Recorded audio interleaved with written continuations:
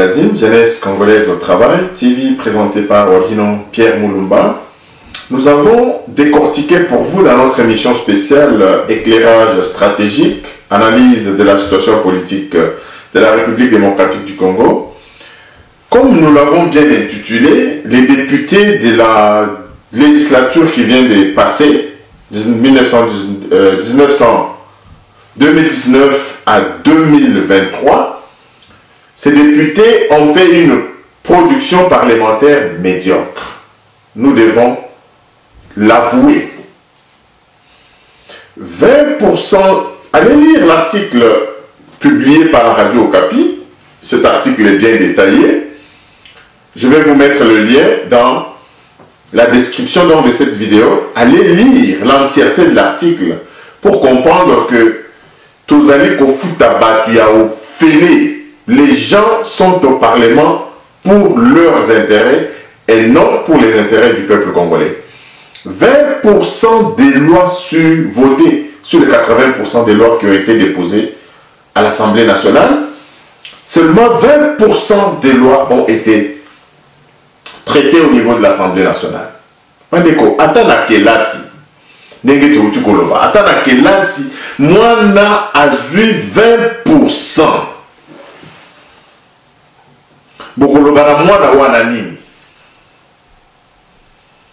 Donc, ils ont traité le 1/4 des projets de loi qui ont été déposés. Des projets de loi qui provenaient du gouvernement et les propositions de loi qui provenaient aussi d'autres parlementaires, etc. Donc, ils n'ont traité que le 1/4 du travail sur 5 années. Ça veut dire que sur les 5 années, chaque année, on va traiter 4% de la loi. Sur toute une année, il y a législation, il y a législature, les députés Nabiso va traiter 5 lois. Les vacances parlementaires, les Kosakana, les Zongi, les Zola, 20% des lois sur 80. Est-ce qu'il y a des explications que l'on peut fournir à cette situation? Évidemment, dans le cas de notre magazine, nous avons dit que nous allons faire un éclairage stratégique sur cette question. D'abord, d'analyser les causes. Quelles peuvent être les causes, avant bien évidemment de qualifier la classe politique d'inefficacité. Nous devons néanmoins comprendre d'abord les causes. Il y a bien évidemment des problèmes tels que la divergence politique profonde. Au début de cette législature, il y avait une très grande divergence des vues au niveau de la Kabila FCC, na Batuya Cash. Donc ce qui fait que la première année de cette législature, c'était vraiment des coups bas. Les 2 premières années, effectivement, les députés n'ont pas eu véritablement à travailler. À cause, bien évidemment, de ces blocages institutionnels, de la corruption et d'autres facteurs qui pouvaient influencer influencer le processus législatif. Par ces facteurs, nous sous-entendons quoi, par exemple, au Yémé Yalobi, tous ces députés-là allaient s'aligner à Kingakati au lieu de venir travailler pour pouvoir produire un travail parlementaire efficace pour l'intérêt du peuple congolais. Ici, je m'adresse à tous ceux qui disent Kabila Zone. Il avait fallu que Kabila tika na Ramboka wana 5 ans de plus, Toliana.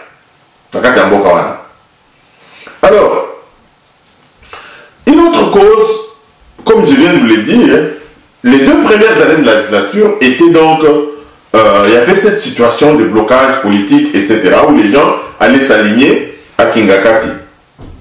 Il y a aussi un autre aspect des choses qu'on voudrait bien souligner, Badeko, il y a le dialogue avec les députés. Il est vraiment utile d'engager un dialogue citoyen avec les députés pour comprendre leurs perspectives sur les défis rencontrés dans le processus législatif. Cela peut permettre d'avoir une vision plus claire de ce qui a pu se passer dans la législature passée. Bien évidemment, ici il est question que Mbosso, comme président de l'Assemblée nationale, puisse convoquer des technocrates afin d'analyser cette question. Pourquoi il y a eu un tel pourcentage faible dans la production législative de la République démocratique du Congo? Donc, un dialogue entre les députés pourrait apporter tant soit peu un début de solution pour la législature à venir. Nous allons encore vous parler des réformes institutionnelles. Parce qu'il en était ainsi, sur 5 ans, 2 années de perturbations, donc les députés n'ont eu à travailler véritablement que 3 ans, comme le cas du président Félix Antoine Tshisekedi. Ok. C'est ce qui justifie notre 3e point, qui est la réforme institutionnelle.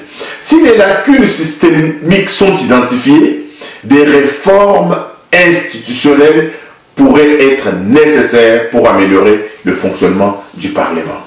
C'est ce que je vous avais dit, Bandeko, que dans le fonctionnement de notre pays, nous devons réfléchir sur les mots et trouver des solutions. C'est ça être intellectuel, c'est ça avoir des universités dans un pays.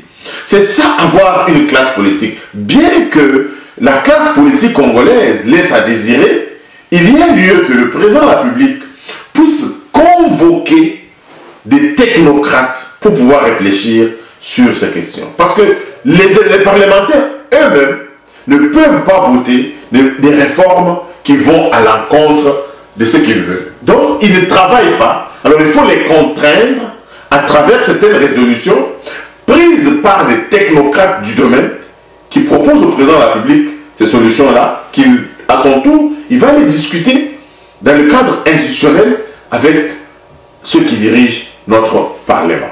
Donc, les réformes institutionnelles s'imposent. Il y a enfin le 4e point qu'on veut évoquer, qui est un peu l'éducation politique. Vous savez, Bandeko, comme l'enseignement, d'aucuns pensent que le président de la République effectue des dépenses au niveau de l'enseignement.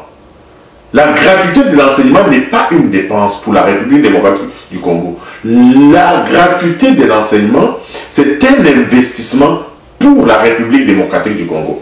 C'est pourquoi nous soutenons Mordicus Félix Antoine Tshisekedi Tshilombo. Parce qu'il a compris qu'il faut investir dans cette jeunesse qui demain prendra la relève, qui demain dirigera ce pays-là.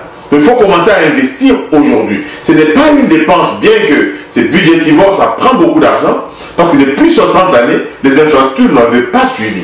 Aujourd'hui, le président Félix Antoine Tshisekedi résout le problème des infrastructures au niveau des écoles, des formations, et résout le problème d'instauration de la gratuité dans notre pays. Donc, il fait 2 choses à la fois, ce qui est extrêmement et humainement difficile à être fait.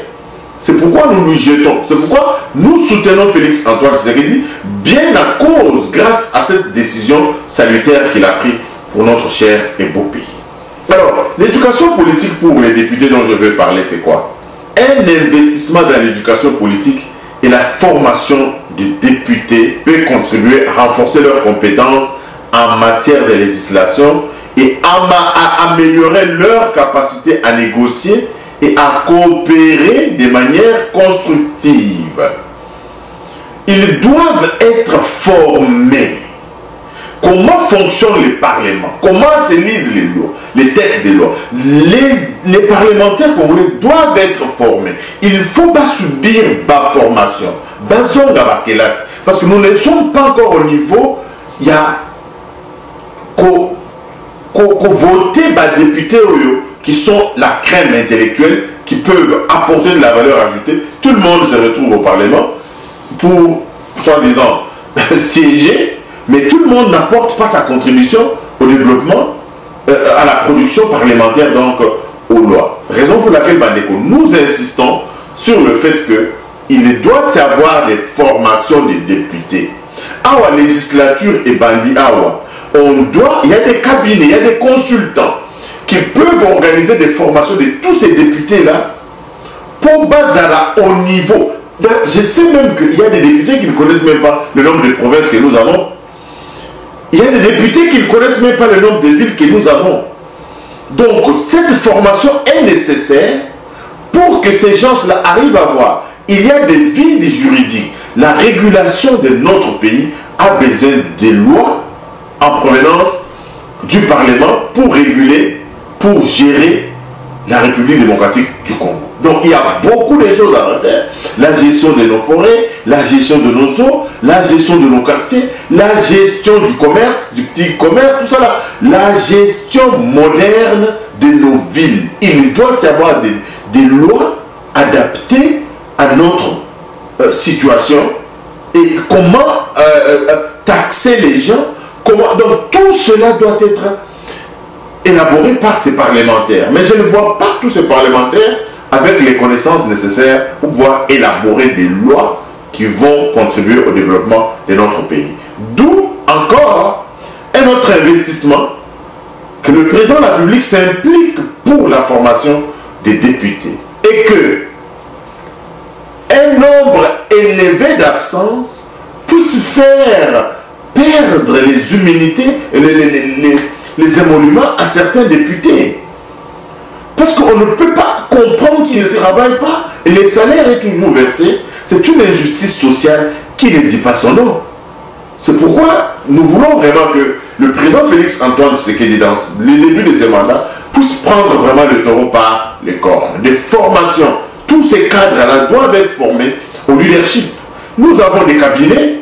Nous travaillons dans des cabinets spécialisés pour des analyses stratégiques. Pour les formations, on peut recruter des enseignants, des gens compétents dans des cabinets pour pouvoir former tous ces cadres-là qui gèrent notre pays, afin de leur donner vraiment une mentalité de croissance, une mentalité de développement, une mentalité du travail bien fait et pour une production viable. Raison pour laquelle, Bandeko, nous vous demandons de partager encore une fois nos vidéos. Qualifier la classe politique congolaise nécessite une évaluation approfondie, bien évidemment, de ses actions, mais telle que nous voyons, telle que nous vivons, cette classe politique a besoin d'être recyclée. Cette classe politique a besoin d'être changée, tout simplement. Merci. Abonnez-vous massivement à notre chaîne. Tokutani Balasima. Bye bye.